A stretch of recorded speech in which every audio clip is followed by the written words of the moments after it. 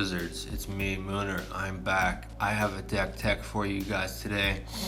I'm not gonna lie, I've been heavily investing my time and energy into Blaze that I've kind of set Emperor off to the side for a little while. And then I said, gee, why haven't I played Emperor so long? So I started playing Emperor again this week. And I realized that he is in a much better position than I thought before. So much so that I wanted to bring this deck tech to you guys today. So I have in the link in the description of this video, I have below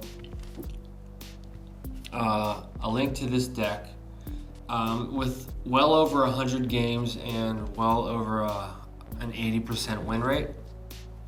So I implore you guys to take this deck and play it and see what you guys think of it. Report back like you guys always do.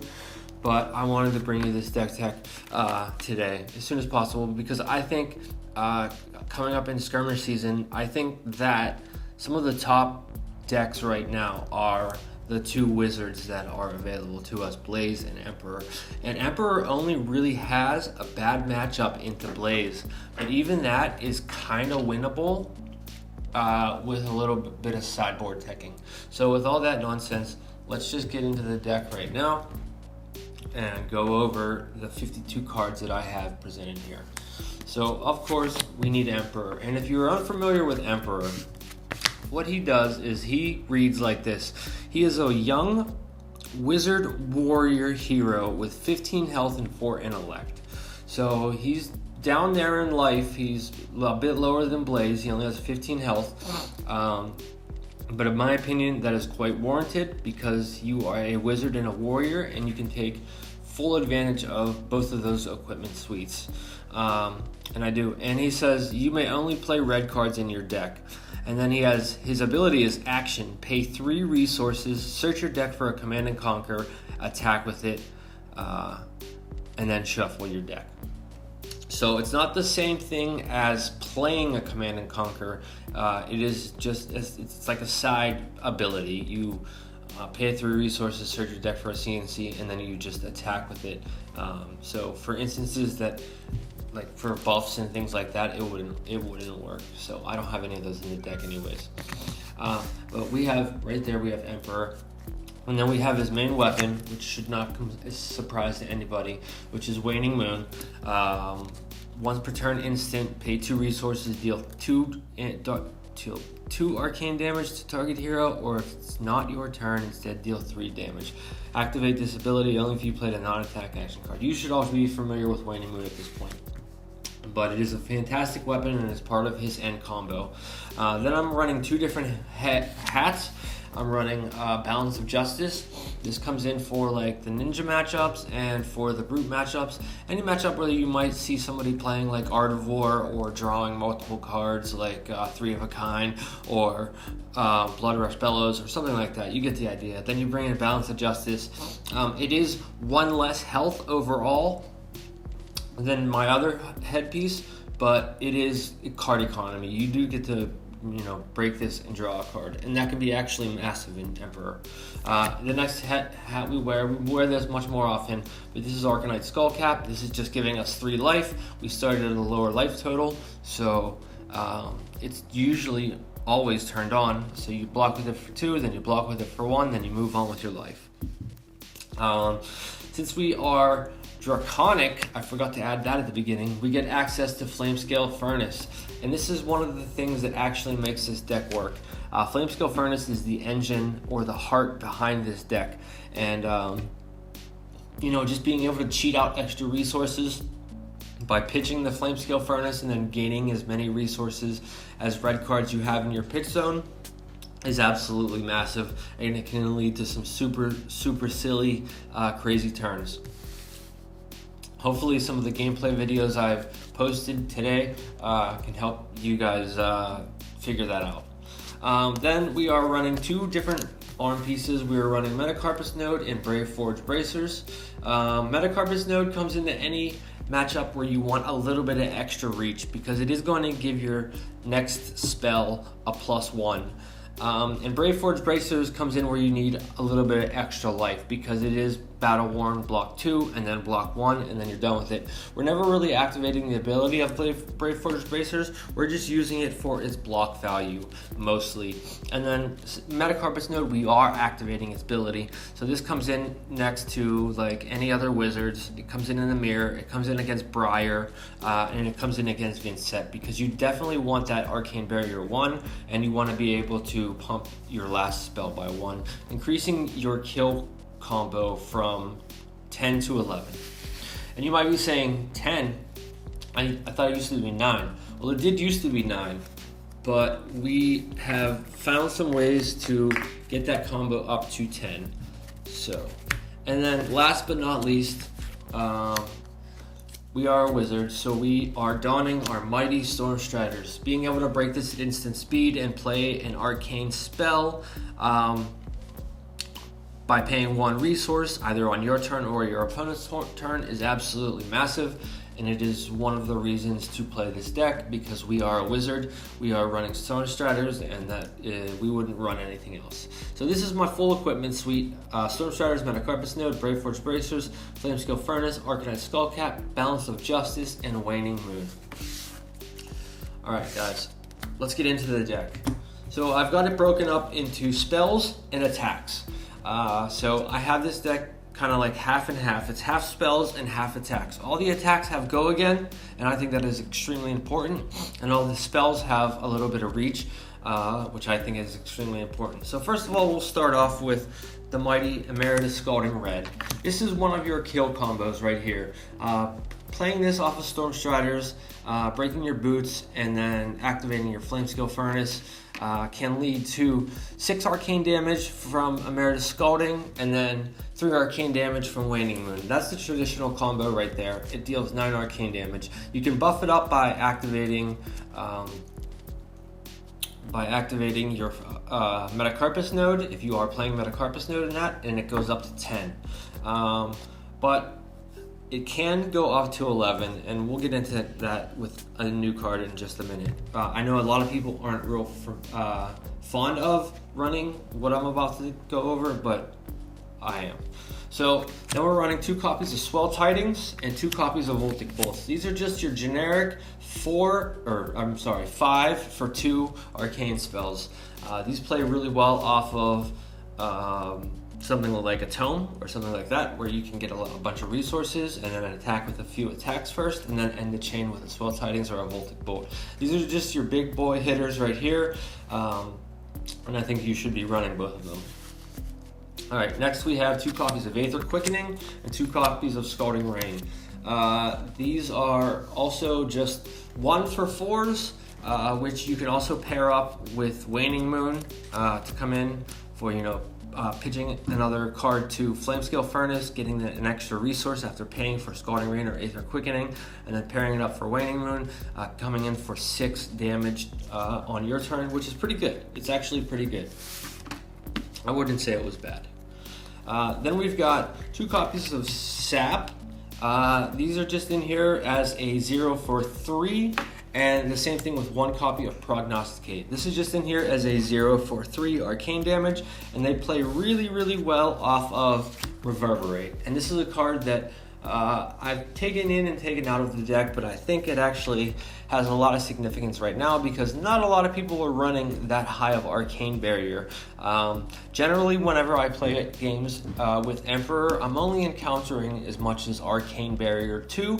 There are some instances where people are bringing in like Arcane Lantern and things like that, and they do have it up to 3. And in that case, it's just a 1 for 3, which is a bit underrated, unfortunately. But the matches that you can actually get this to hit off are actually incredibly strong, because if you can get it to hit off, then you can play a Sap, a Prognosticate, a Scalding Rain, or an Aether Quickening off the back of a Reverberate quite easily, with a little bit of finagling with your Flamescale Furnace. Oh, god damn it. Come on. Excuse me, mister. And that is all of the arcane spells that this deck is running in the main board. I'm sorry about that. So we are running 2 copies of Command and Conquer, and this is the only attack in the deck that does not have Go Again. but it's part of the whole fun of playing Emperor. Like, if you're not going to play CNC in your deck, why play Emperor? Just being able to tutor up a Command and Conquer after playing something like a Tome and then finagling your resource curve with your Flamescale Furnace, it's actually quite easy to end a chain on Command and Conquer and just blow your opponent quite out. So the rest of these all have Go Again, and that is by design. I think that being able to play attacks with Go Again is incredibly important. You don't really want to be having these dead hands where you have like a spell and then an attack that doesn't have Go Again, and all you can do is just do one or the other. So it is really important that these attacks all have Go Again. So we'll start with just Give and Take. This is just a 1 for 3. It does let us pitch, which is important for activating Flamescale Furnace and things like that, so we can take advantage of the Flamescale Furnace off the back of Give and Take.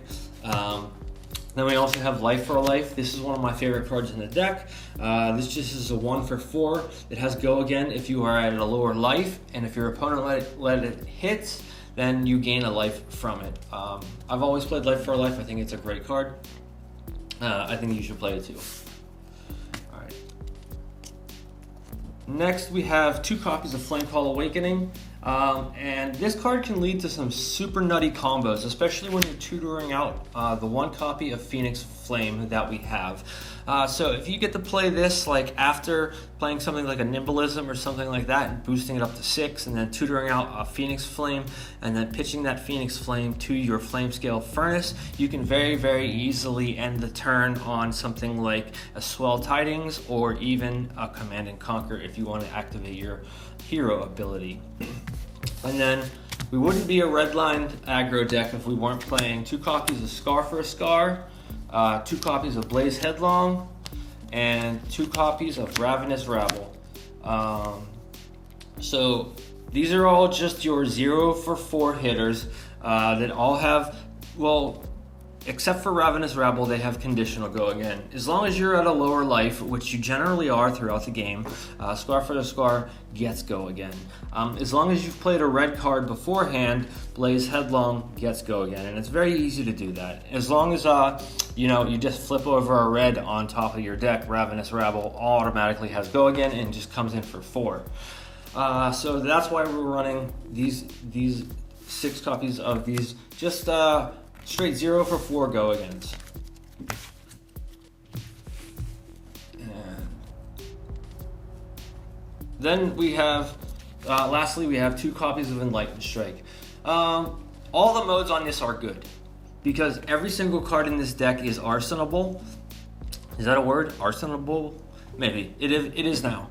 So every single card in this deck is arsenable. So if you want to play Enlightened Strike and draw a card to finish off your turn and then pocket that last card that you've just drawn, that is acceptable. If you want to give this card +2, that is also acceptable. If you want to give this card Go Again, that is also extremely acceptable. Enlightened Strike is just, I think Emperor is one of the best decks to use it. It is just an all-around utility card and you're never afraid to have it in hand, especially because it does block for 3. So it can get Go Again, it can draw you a card, which then you can put in your arsenal, or you can give it +2 and just throw a 1 for 7. Now the card that I was talking about before, which is hotly contested, is Kindle. I've gotten into some arguments with some people on the Twitters and Discords that Kindle is a garbage card in Emperor, and I think you are all wrong. Kindle is absolutely busted. And it's even busted in Emperor. It's busted in Kano, it's busted in Blaze, and it's busted in Emperor.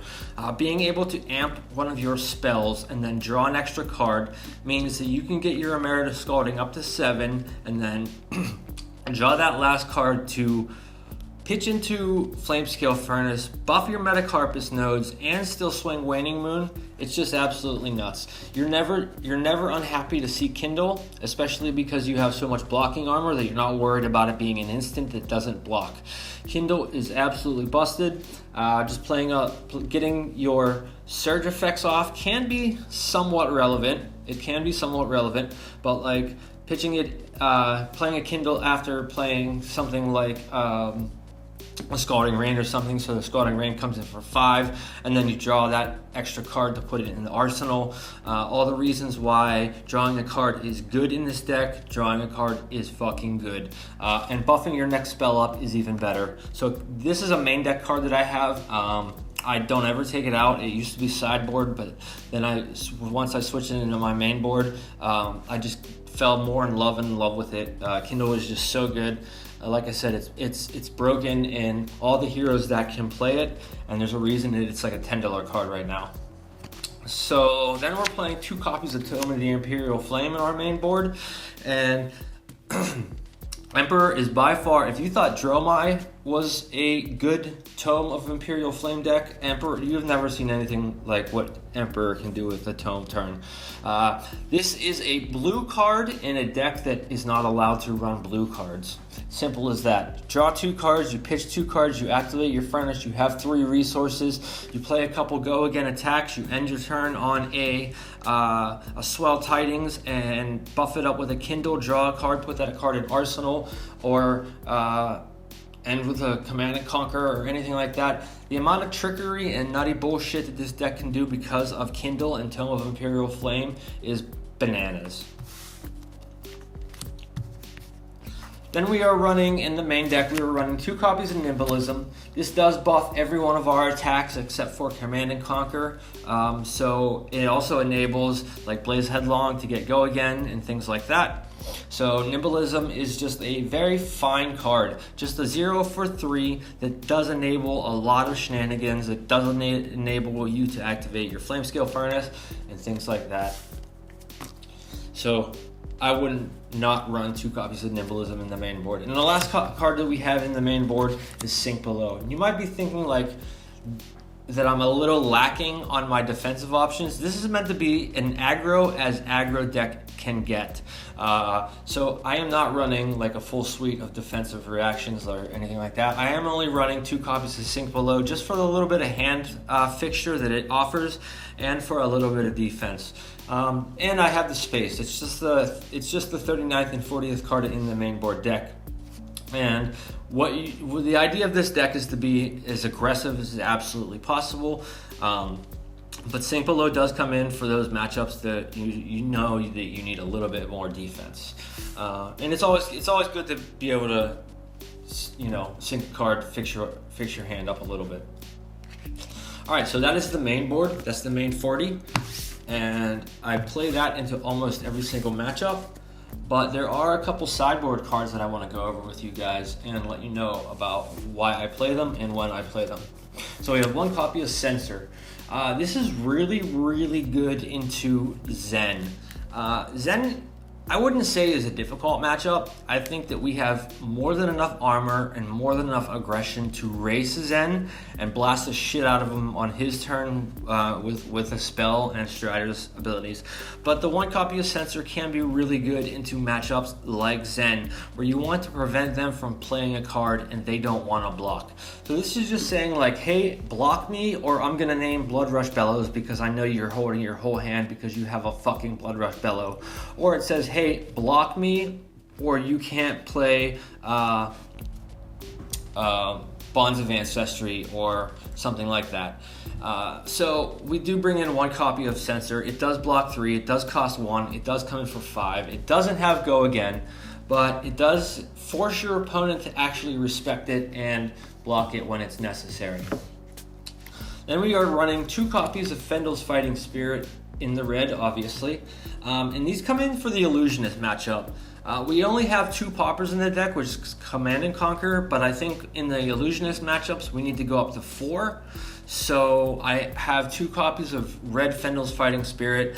And usually we are at a lower life, so we pop something and we gain a life, and life is good. But if you are hard up for our good hand, you can just pitch 3 and just play it on its own, and it comes in for 7. And that's not such a terrible thing, although maybe the math is just really bad on that. So it's better to just like pop an Angel or a Herald or a Phantasmaclasm or something like that. So we do have 2 copies of Red Fendel's Fighting Spirit in the sideboard for the Illusionist matchups, just bringing our pauper count up to 4. And then lastly, the last 2 cards in the deck in the sideboard are Arena's Prayer. The only matchup that I find that we are unfavored into, generally unfavored into, I think that we can find pathways to win into just about any other hero in the game other than Blaze. Blaze is a very difficult hero to deal with because we only have red cards in the deck, and blocking arcane damage is quite a bitch. I'm sure that you know that if you have to pitch your whole hand to block 4 instances of arcane, that really sucks. So playing an Arena's Prayer actually turns on your Flamescale Furnace, letting you activate it and gain more resources, but it also just blocks straight up 5 arcane damage. Since every card in the deck is red, it will never miss, just like Ravenous Rabble. Every card in the deck is red, and like I said, it'll never miss, so it always is a 1 for 5 block 5 arcane, and then you can activate your Flamescale Furnace, get some extra resources, and hopefully live through some of Blaze's turns. It is good also in the mirror, so I do heavily suggest you play 2 copies of Arena's Prayer. I think it is much better than Oasis Respite, because Oasis Respite is a conditional block 4, gain 1 life. This is just always block 5 arcane, and that can be actually massive and save you because you might not be at a lower life total. You might be at parity with your other wizards. So anyways, that is the sideboard. I've already gone over the main board and why I chose everything to be in the deck and the sideboard.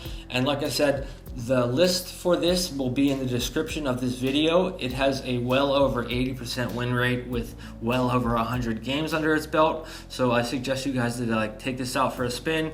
Let me know what you think of it. Report back. Tell me how good it is, how bad it is. Leave a comment, subscribe to this video. I'm always doing wizard content.